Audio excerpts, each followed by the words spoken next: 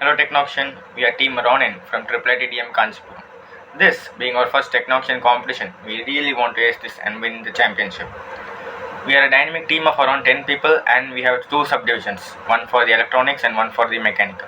The mechanical part will mostly be focusing on the design and how the board should look, focusing on aesthetics and durability of the board. The electronics will be choosing the motors, the calculation related to motors and the drive system.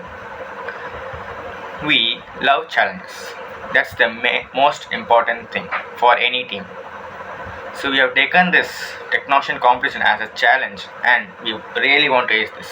This also being our first Technoxian competition, we want to make our mark in the world of Technoxian and in the world of Robo Wars. Thank you.